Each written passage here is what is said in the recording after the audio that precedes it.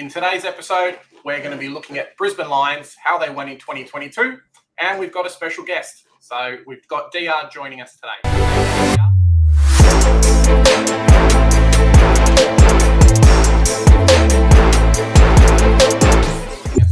How you doing, DR? Hey, Big J, Joey, thank you very much for having me, guys. Yeah, going very, very well. I know that Supercoach is opening in a couple of weeks, so pretty excited for that. And the boys are back on the training track for pre-season, so looking forward to all the news that's coming out of there. But look, football is almost back again. When I say almost back, at least the players have returned to business now. So absolutely wrapped. Very, very much looking forward to it. How are you blokes going? All good? All good here on the Western Front. Yeah. Excellent. No have you been keeping up with any of the track news, DR? Kind of the pre-season stuff, or not yet? Not a heap of stuff, Big J, but I obviously know that the boys are back in business. And look, it's pretty much the same old stuff that you hear year upon year so far. The boys are looking fitter, they're looking bigger, all that sort of cliche stuff that you used to in the preseason, but haven't dug too deep yet. But I'm sure in the next couple of weeks we'll get right into it. Cool. Well, yeah. See, for you guys, your cliches. Sorry, Big J. Your cliches are all about you guys are flying, you're fit, you're killing it. For us, our cliches are bloody. Oh no, Jake Stringer's on a groin again or something. Like, why can't we have good cliches? Oh my goodness. Oh, the positives are coming, right? Oh man. Alrighty. As you know, we're here to kind of looking through. As we know, we're looking through Brisbane's 2022. So just kind of going over, how their season went, who they brought in, and kind of your feelings and predictions heading into 2023. So why don't you start us off, Joe? So we're looking at Brisbane. They did really well last year. They made it pretty far. I think a lot of footy fans are getting used to seeing Brisbane finish up the ladder and making it to finals. So it wasn't a surprise that Brisbane were a feature, but they had some great performances in finals that we hadn't seen in recent times. You had your 15 wins, your 7 losses. It was a good percentage, 119.3, which goes to show that when you're winning comfortably, and when you're losing, you're not losing by much, which is really good.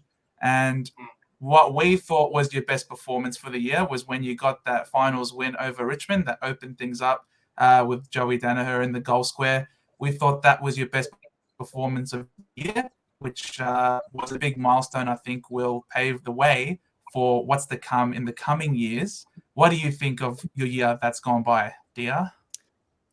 Yeah, good little summary there, Joe. I think that it's funny. Expectations, I think, shifted during the year. So obviously, start of the year, we were flying. It was all good.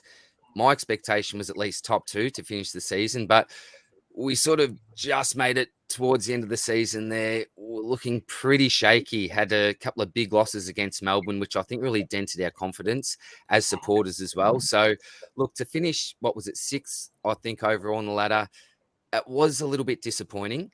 But at the same time, you did mention that we obviously beat Richmond that final and then beat Melbourne in the next final. My expectations for what I thought we would produce in finals, I thought really we're just probably making up the numbers here. So my expectations were exceeded in finals, but yeah, to finish where we did, it was a little bit lower than what I was hoping or expecting. I thought we'd pretty much locked in a top 4 spot halfway through the year, but you know what can happen. We saw what happened with Carlton, so it was no disaster like we saw there, but at the same time I was expecting a top 4, so a little bit disappointed there. But at the end of the day, it doesn't really matter where you finish necessarily. You always want that double chance, but the fact that we managed to get up in those first 2 finals was a real positive. And then obviously coming up against Geelong, that was terrible. I was actually at the game, so really bit of pill to swallow there, but at the end of the day we were just beaten by the better team, I think. So, yeah, a good year, but I'd like to see us hopefully go one better in 2023. Definitely. Feels like with Brisbane, you probably say the same thing, that there were a few games, obviously you dominated a few games, but there was a few that maybe you guys lost that you thought you were going to win.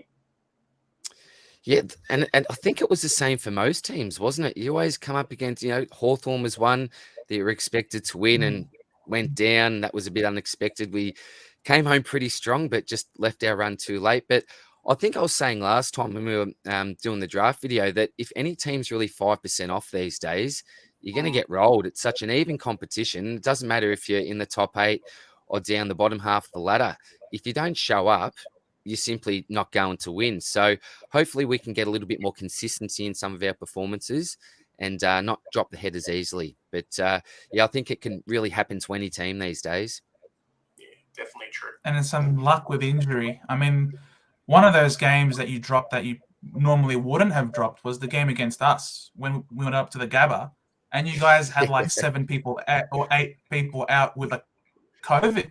And we just got over the line. So yeah, sometimes a bit of luck needs to go your way as well. That's for sure. And yeah, obviously you want to finish top 4, but with how tight the competition is, as you say, look, I can tell you now, Bulldog supporters are not complaining that they finished 7th when they won their flag. Like at the end of the day, it all comes down to if you can carry it all the way. And you guys were really close. You guys were really, really close. And I think it was a tough finals run that took a lot out of you. I think next it will hold you in good stead. And Geelong, I think Geelong were clearly the best team this year, and they managed everything to perfection. They were really in control of their list, whereas you guys had a bit more chaos with your list. Obviously, that's out of your hands, the fitness of your players. But you still had some great returns. And I think of Cam Rayner. I think he had a great return. He was someone who was plagued with injury, and I think he had a great return this year. What were your thoughts on his season?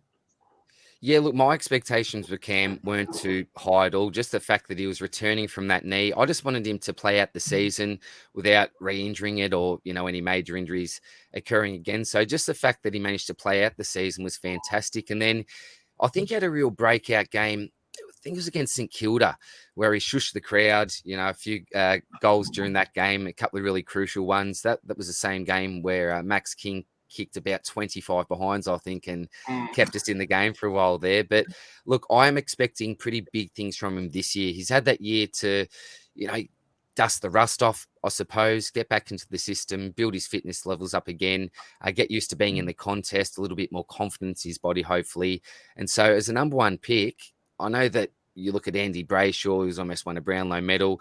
There's a few blokes that have probably pushed past him at this stage, but I still am a big believer in Cam Rayner, and I think that this will be the year that we really get to see his talent on display.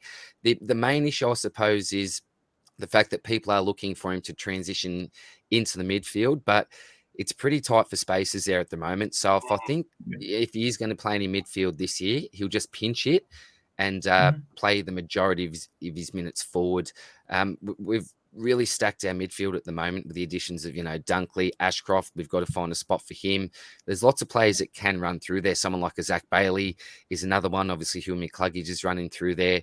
So I think he'll play predominantly forward, but I am expecting him to have a big impact this year.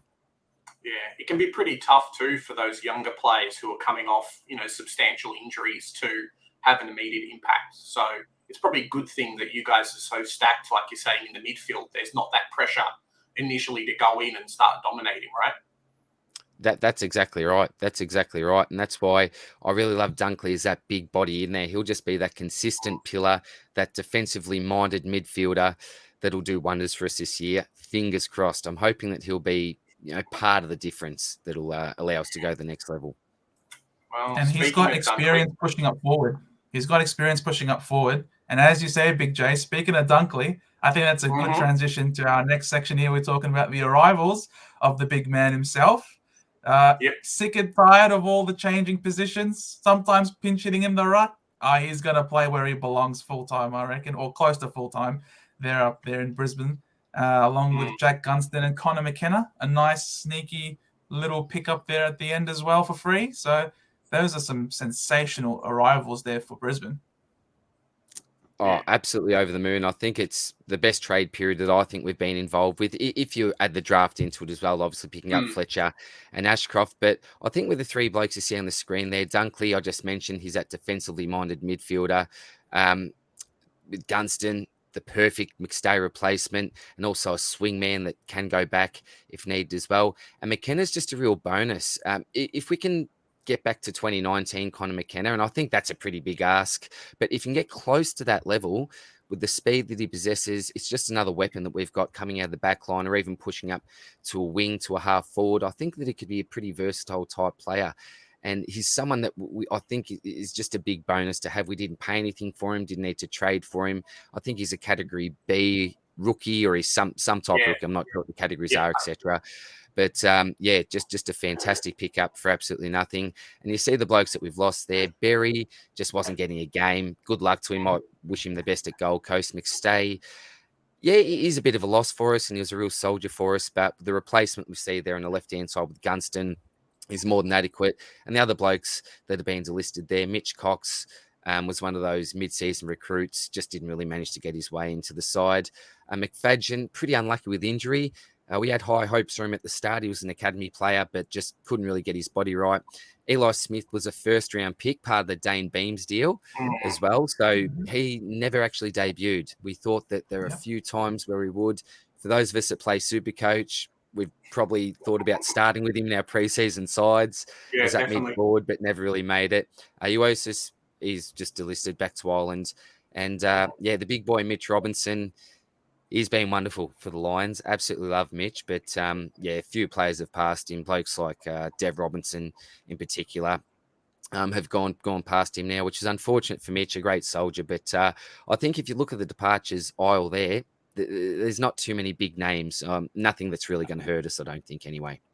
No. I remember Eli Smith, when he got drafted, how happy he looked to be going to Brisbane. And everyone was like, this is going to be the year it's going to happen. I think he got rookie listed as well, didn't he? He got delisted and then rookie listed at some point, maybe? I think he might have, and I think there was talk of him seeking a trade, but there was really no interest from anyone in the competition at that stage. So just never really came on, unfortunately.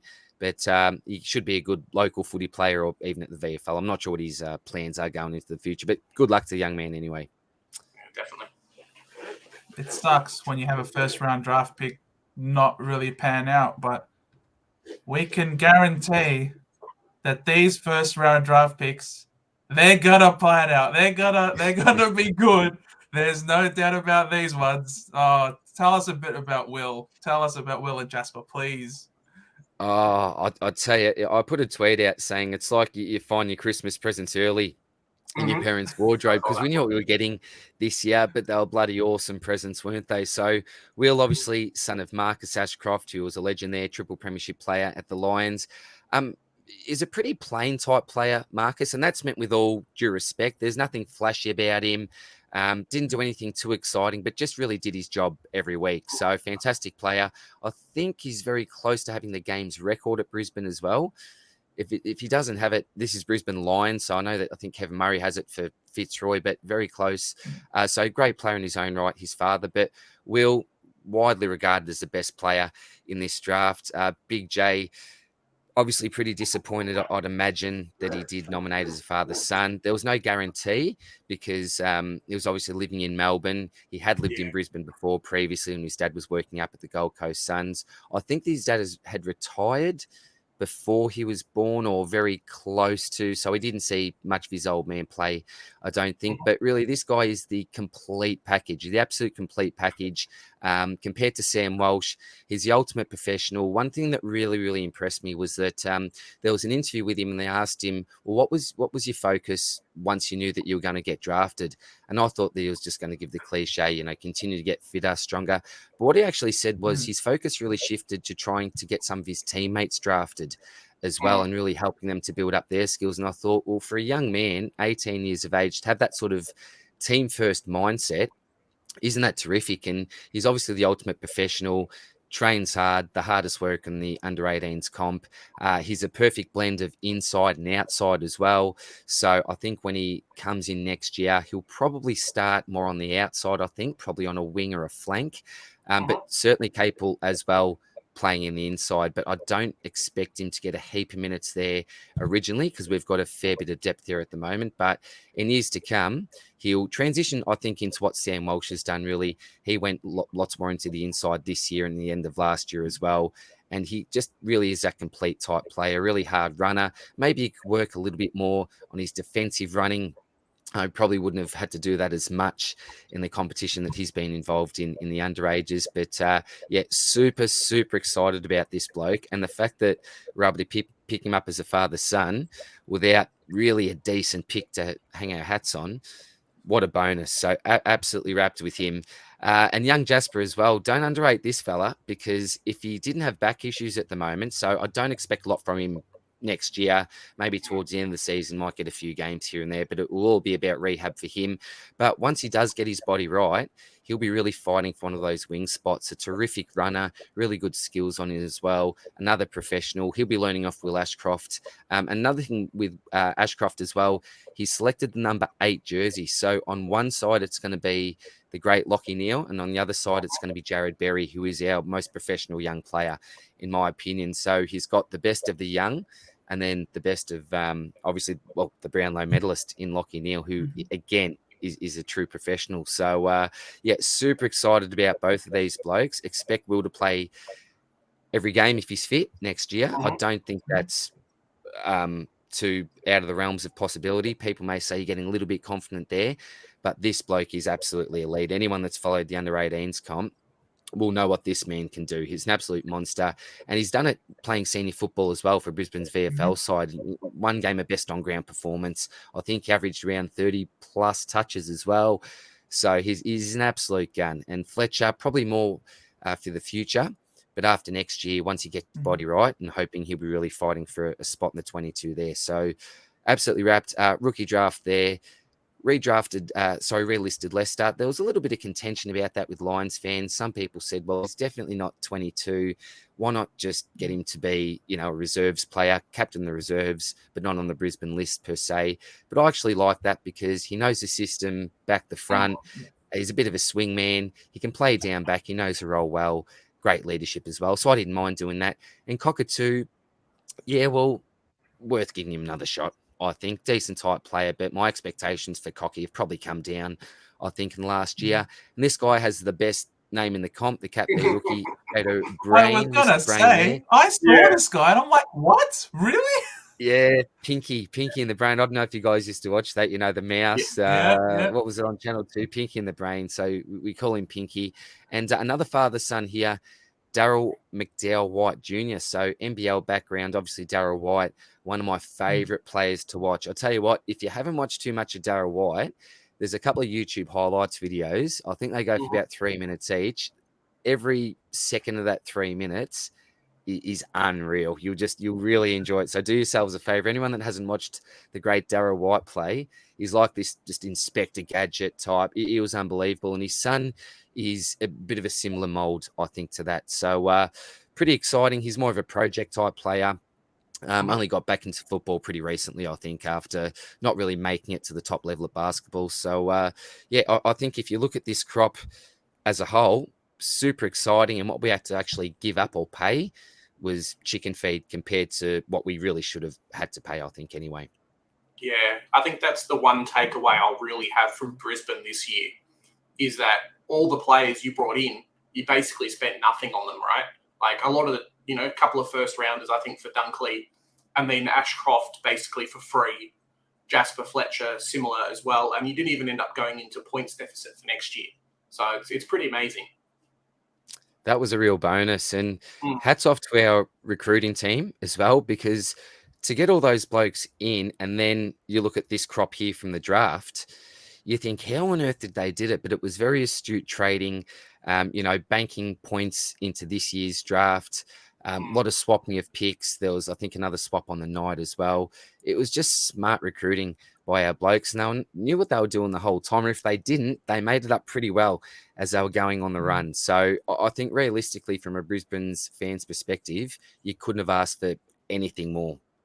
This was just a fantastic off-season for us, I think. And hopefully we can take it into the season proper and make a real impact, I think, this year. Yeah, I hope so too. Absolutely. And the thing is with you guys, it's different going into the draft when a lot of it you can see coming from a mile away. Like it wasn't a surprise that you were going to pick up both Will and Jasper as father sons, and you were going to get, Daryl McDowell White Jr. Now, like these three were, you could forecast them coming. So it's not like you're sitting there in anticipation, oh, what's going to happen. It's more so, how much are we going to pay for this? But even that, because you guys already knew what was going to happen, you already had banked up the points. So it seemed to be a very, business, matter of fact, smooth operation here by the Brisbane Lions. There was nothing really surprising or shocking. And that must be part of that confidence that you feel now coming into the year, that you were on top of everything. Like everything was accounted for. Yeah, that's right. And look, we've had a pretty good history the last few years. If you look at some of the blokes who brought across, like your Lockie Neal, Charlie Cameron, the type of players and the quality of the players that we've brought across, I think it says a fair bit about what we're doing off the field as well as on the field as well. And it's really set us up for not only success for the now, but I think also some future success, because we haven't seen the best of your Rainers, Baileys, McCluggages. You look at the blokes that we've brought in from this year's draft. Another really exciting bloke that not many people outside of Brisbane talk about is Kai Lohman as well. I view him as a long-term Lincoln McCarthy replacement. This bloke is super exciting, heap of X factor. And I hope that he really pushes through a spot in the 22 this year. We've got the Pepsi Max King, who knows one of my favourite players as well. See a real long-term future for him. Got that mongrel to him. I think he'll probably replace someone like a Darcy Gardner in the future as well. So we're just looking really, really good at the moment. And look, unless I think major injury strikes, we should have a pretty successful year, I think, boys. Definitely. Beautiful. So speaking of a successful year, so now you've given us what your prediction is. We've sort of predicted at least 16 wins for the year, which would put you in the top 4. And the key factor for the reason why we think that is the case is because, your list is really good. Probably the only thing now that could be a question is, how does the list gel together? Because you've basically upgraded Berry to Dunkley and McStay to Gunston. So, there's really no excuse if you were not to improve this year. It's just a question, I suppose, of how quickly the list can gel together. Do you think, that chemistry, building that chemistry will take a bit of time? Or do you think just the experience that comes with both Dunkley and Gunston, they've been in premiership winning sides, they're not young players anymore, they know what it's like to succeed. Do you think that knowledge will speed up that chemistry building? Look, I hope so. If you look at our list over the last few years, we have made a fair few changes. And if you look at the blokes that we have brought in, it seems like they have picked things up pretty quickly.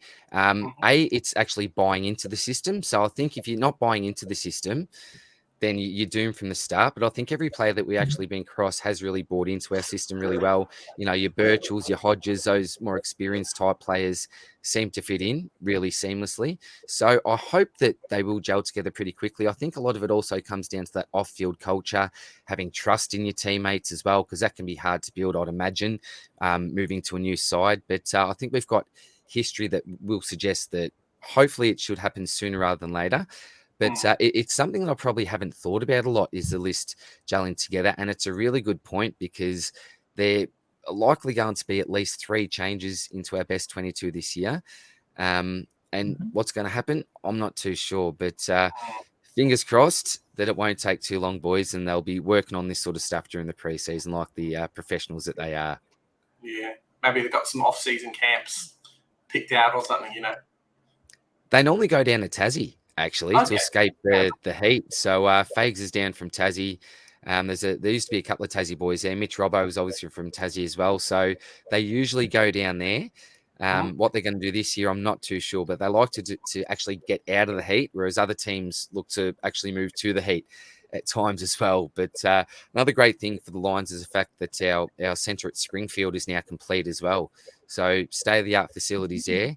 That, even better for us, because our old facilities were, pretty dodgy, to say the least. And I've heard from a few players it was actually a little bit embarrassing taking new players on tours. So the fact that we've got that up and running now, I think's another feather in the Lions' cap as well. Nice. Oh my God. Like, look at it's all coming together for Brisbane. Like, I can't imagine how excited you must be coming into this season, because it's been a few seasons now where you get close. You're there. You're like one step away and things just fall apart. But now it feels like you're really on the precipice of something awesome, of a lot of sustained success.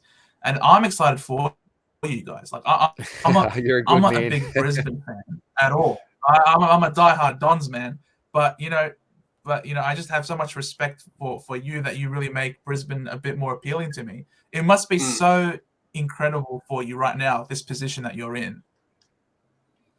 Oh, it is. It is really exciting, and I don't want to get cockiness mixed up with confidence or anything like that. But I don't think we've got any excuses now. Everything should be coming together. We've got a good mix, across our list. I don't think we've got any major holes now. We've got those experienced heads. Some of the younger guys really starting to come through. The Gabba's a fortress for us. We rarely lose at home. So I think it's really taking that next step, and it's mentally as well. I think we overcame some of our mental demons this year, obviously with those 2 victories in finals. So really, I just don't think there are any excuses for us. And look, I suppose being an old Fitzroy supporter, winning a game back, when Fitzroy around was like winning a grand final. But, move on to the 2000s, you almost get used to winning grand finals as a Brisbane Lions supporter. So I've seen the worst of it. I've seen the best of it. But hopefully we can get closer to the best of it again. But it is hard not to get excited. I think with most Brisbane fans now, the lid is absolutely off. Definitely after the preseason that we've had with the new additions that we bring into the side. So I think that the future's in our own hands now. And if we're willing to work hard for it, I think we've got the cattle to make a big impact this year. And look, I'm not saying I hope to win a grand final, but at least to be there in the final day of September would be a great achievement for us. And whatever happens, I suppose from there, it's up to the gods on the day. But just to make it to the grand final would hopefully be my expectation for this year. Yeah, you guys are going to be a really, really hard team to beat too. So lots of strengths everywhere on field. Some teams have a good midfield, but the forward line's not great. The same with the defense and the rucks, but you guys are pretty solid everywhere now. So no complaints there. Yeah, looking all right, mate. Looking all right. I'd like to have a little bit more key depth, I think, in our back line. Because Marcus Adams, I don't know what's going on with him. I still don't think that he's on the training track at the moment. And that is very, very worrying if it is because of concussion symptoms. That was all the way back last year in a game. So that does concern me a little bit, our big man depth. But I suppose in the ruck, you got Darcy Fort, which is okay. Tommy Fullerton's a bit of a swing man, but yeah, I'm not huge on him. So that is a slight concern if a couple of our big men do go down. But I suppose the ability of someone like Gunston to be able to swing back, for example, is always a bit of a benefit for us. But that would probably be my main concern with our list at the moment, is particularly if a couple of those big fellas do go down. But hopefully, the injury sheet stays pretty clean for us. Definitely. Yeah. I mean, the league is moving away from really dominant tap ruckmen anyway. You're seeing the rise of, the Tim Englishes of the world, the Darcy Camerons of the world. So we're not really seeing, it looks like the league is more and more accepting just a middle of the rung athletic big man that can fill in that, just to sort of try and break even in the ruck and allow the midfield to get on top. And just because you have a good ruckman doesn't automatically mean that you're going to win the midfield battle. It's obviously nice, but with your list now, especially in that midfield, I suppose that's where you probably expect to see the biggest improvement. Your defensively should also improve, given that Dunkley's a two-way defensive player, and that will definitely help out. And I think Rayner also likes to get physical, especially as the year went on. It seemed like he was getting more confident. So, him and Dunkley could switch every now and then. And you have goal kicking midfielders, and that's something that not a lot of teams have. So yeah, you're right to feel optimistic, and the scoreboard will be ticking over. Hopefully, Joey Danaher knows how to kick better. Hipwood can stay on the field, and really, you're not really missing anything. I really feel like a lot is placed on Cameron's lap. But now you've got Gunston there. I think you'll really help steady the ship. Oh, definitely. He really straightens us up, Jack Gunston. And you're right, mate. It's so nerve-wracking when Joey has a kick for goal. It's like, where's it going to go? And it won't surprise you if it goes completely out of bounds on the full, hooks it straight through the middle, hits the post. You're not surprised wherever it goes, eh? When it's a little bit the same as Hipwood. Hipwood actually did kick a couple of clutch goals for us towards the end of the season there, which was nice. But generally speaking, you're very nervous with him as well. So, that is, I suppose, another slight concern that I do have is our accuracy at times. But, I suppose everyone has their good days and their bad days as well. But, we do have a lot of goal-kicking mids. I think Bailey's someone that's really exciting, one of my favourite players as well. I think if players like Bailey can also go to that next level somehow, that'll, make a big difference in our I suppose, expectations and outcomes this year, the rise of some of those blokes. And I'll tell you what, keep him on your watch list is one of the most exciting players. I've got huge hopes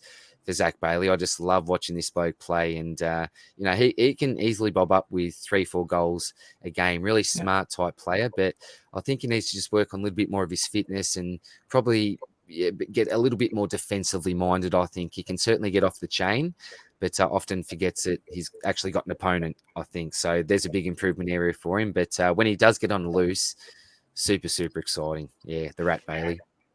And Dunkley loves to kick a goal too. So even if he's in the mid, he generally moves forward and is either that link-up player or the goal sneak. So, it looks really good for you guys. Yeah, I think, and just quickly, I think Joey hit the nail on the head before.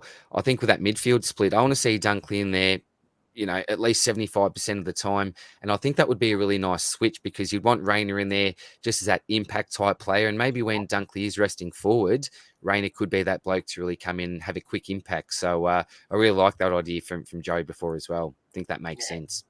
A little bit like how Sydney sometimes will play Papley in the middle for a few bounces and then he'll go back to the forward line again.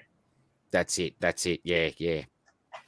Cool. Because Geelong have showed that if you're able to have more people running through that midfield, you're sort of protecting those stars more as well.